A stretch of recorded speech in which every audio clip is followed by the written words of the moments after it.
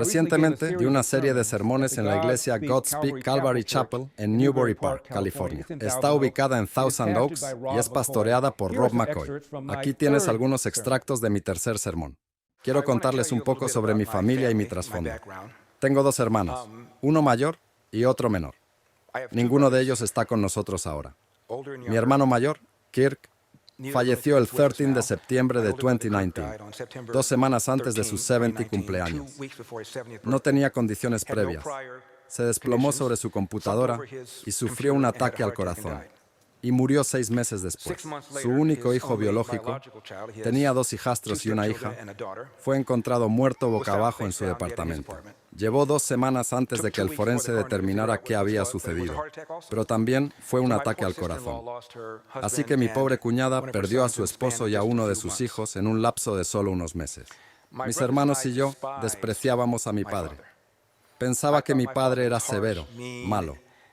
Nos daba azotes demasiado fuertes. Nos golpeaba con el cinturón con demasiada frecuencia. Y lo que más me molestaba de todo, y lo que me hizo despreciarlo aún más, es que haríamos o diríamos algo, lo cual lo enfadaría. Y luego haríamos o diríamos lo mismo, y no lo enfadaría. Así que ni siquiera podíamos entender qué lo hacía enojar. Ni siquiera sabía por qué tenía hijos. Lamentablemente, el maldito comenzó una pequeña cafetería cuando yo tenía 10 años, así que ahora tenía que trabajar para él. No me gustaba trabajar para él. Ahora, cuando digo cafetería, era un pequeño dinero, una pequeña caja. Tenía alrededor de 16 asientos y la cocina estaba justo en el medio. Y tú te sentabas alrededor para que pudieras escuchar todo lo que pasaba y ver todo lo que pasaba. Y él siempre me gritaba. Y no pensé que fuera justo. En mi opinión, era el mejor mesero que jamás haya tenido. Pero aún así me gritaba. Ahora tenía 15 años. Soporté esto durante 5 años y me gustaría decirles que me dije a mí mismo, la próxima vez que este maldito me grite, me acercaré a él y le diré, ahora escucha, siéntate, vamos a hablar sobre tener una relación adulta a partir de ahora. No pude hacerlo. Tenía miedo de mi padre. Me dije a mí mismo, la próxima vez que este maldito te grite, simplemente te marchas, lo que hubiera sido un acto de desafío que nadie había hecho nunca a mi papá. Así que la camarera se había enfermado ese día.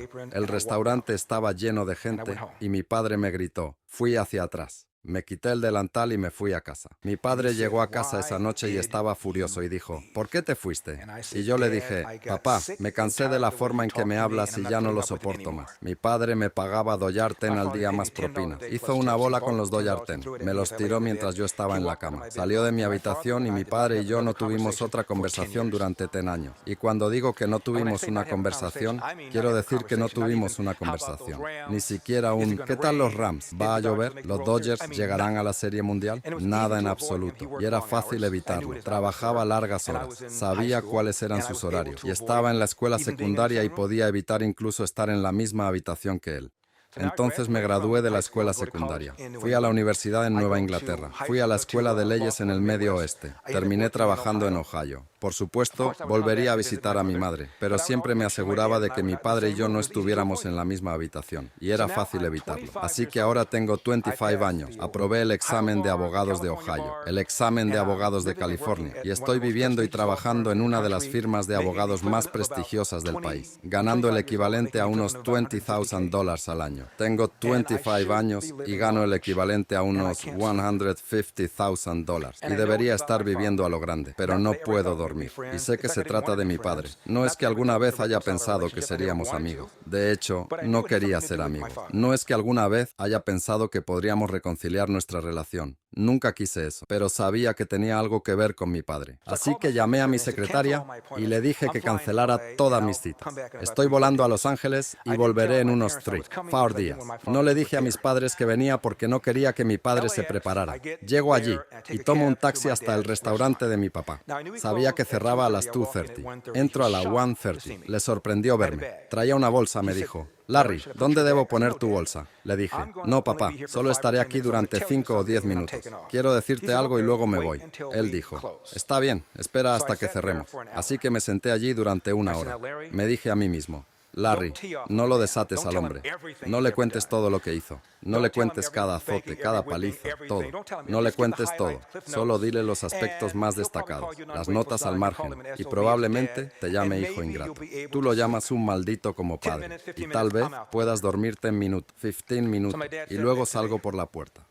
Así que mi papá se sentó junto a mí, en 2 taburetes, y me desaté sobre él. Ahora, aquellos que están comenzando a conocerme saben cómo puedo hablar. Así que durante 20 minutos le conté cada azote, cada paliza, todo lo que él me había hecho. La vez que me azotó frente a mi prima Elaine, eso fue vergonzoso. La vez que me azotó frente a mi mejor amigo Carl, eso fue vergonzoso. Cada cosa que me había dicho. Todo lo que me hizo. Le conté durante 20 minutos sin parar. Y finalmente me quedé sin municiones. No podía pensar en nada más. No podía pensar en nada más. Mi papá levantó la vista y dijo, ¿eso es todo? ¿Dejaste de hablarme por eso? Y yo dije, sí. Y por primera vez vi a mi padre llorar. Ahora debo decirles, no pensé que el hombre tuviera la capacidad de involucrarse en esa actividad conocida como llorar. No pensé que pudiera hacerlo. Y él dijo, Larry, déjame hablarte de mi padre. Ahora debo hacer una pausa aquí. No sabía nada sobre la vida de mi padre, excepto que sabía que era hijo único, porque nunca recibimos regalos. Conocí a su madre una vez y eso es todo lo que sabía de él. Y eso era todo lo que me importaba porque no me gustaba de todos modos. ¿A quién le importaba su vida? Durante las próximas 6 horas, mi padre y yo nos sentamos en esta silla y me contó sobre su vida. Dijo, ¿sabes tu apellido, Larry Elder? Yo dije, sí. Él dijo, ese no es el nombre de mi padre biológico. Yo dije, ¿qué? ¿Quién es tu padre biológico? Él dijo, no lo sé, nunca lo conocí. Mi madre era analfabeta. No podía leer ni escribir. No quería trabajar. Vivía de hombres. Tenía una serie de hombres, cada uno más irresponsable que el otro.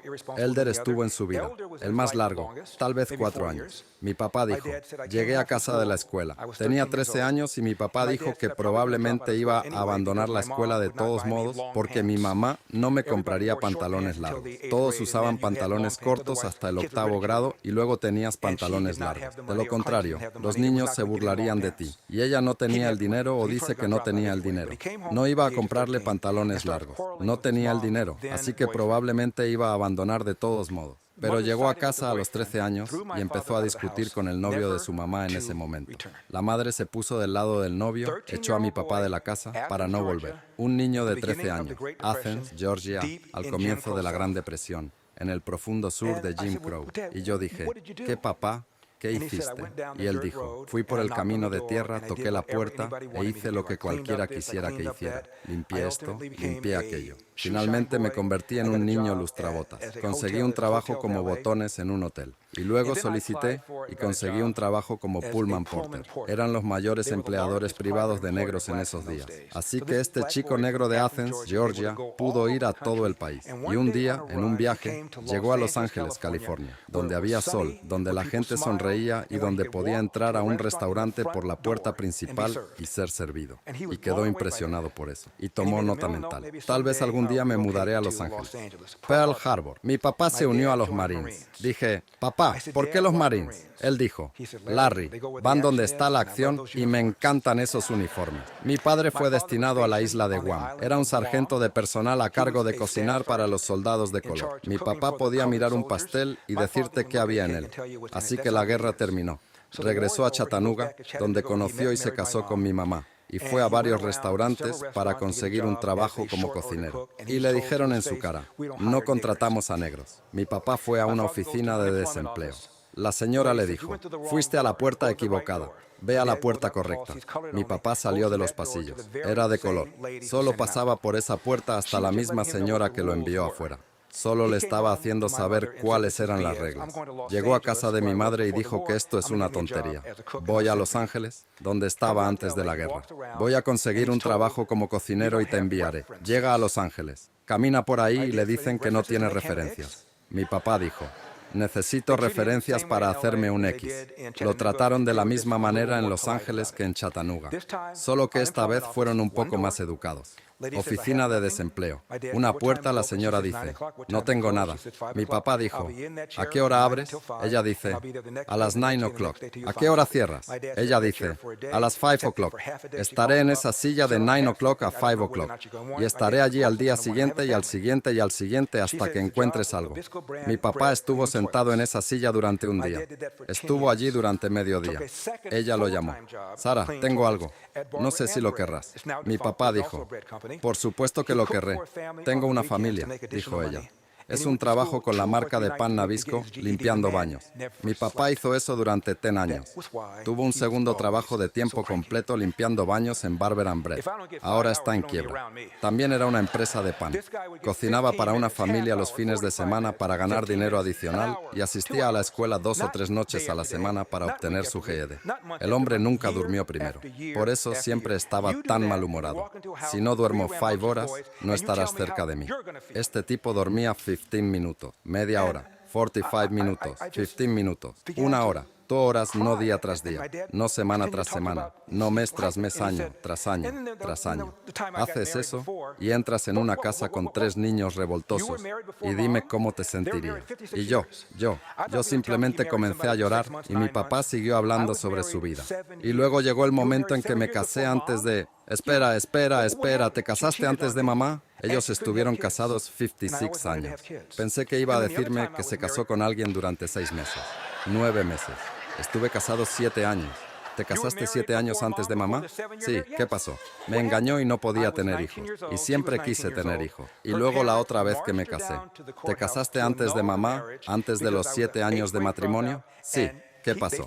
Yo tenía 19 años. Ella tenía 19 años. Sus padres la llevaron al juzgado para anular el matrimonio porque yo abandoné la escuela en 8º grado y sintieron que no era lo suficientemente bueno para ella. Así que este hombre ha tenido un matrimonio anulado, otro matrimonio en el que la mujer le fue infiel, y luego lo intentaste por 3ª vez. Él dijo que sí porque te quería. Así que durante 8 horas, este hombre se volvió más grande y grande, y Larry se volvió más pequeño y más pequeño. Finalmente estoy llorando, y le digo a mi papá, por favor, perdóname. Y mi padre dijo, no hay nada que perdonar, simplemente no lo sabías, pero por favor, sigue siempre las lecciones que siempre te he dado. El trabajo duro triunfa. Obtienes de la vida lo que le pones. Larry, no puedes controlar el resultado, pero tienes el 100% del control del esfuerzo. Y antes de quejarte de lo que alguien te hizo o te dijo, ve al espejo más cercano, mírate y dite a ti mismo, ¿qué pude haber hecho para cambiar el resultado? Y finalmente, mi padre dijo, no importa cuánto trabajes, cuán bueno seas, tarde o temprano cosas malas van a pasar. Cómo enfrentes esas cosas malas, le dirá a tu madre y a mí si criamos a un hombre. Soy Larry Elder y tenemos un país que salvar. Y te veré la próxima vez.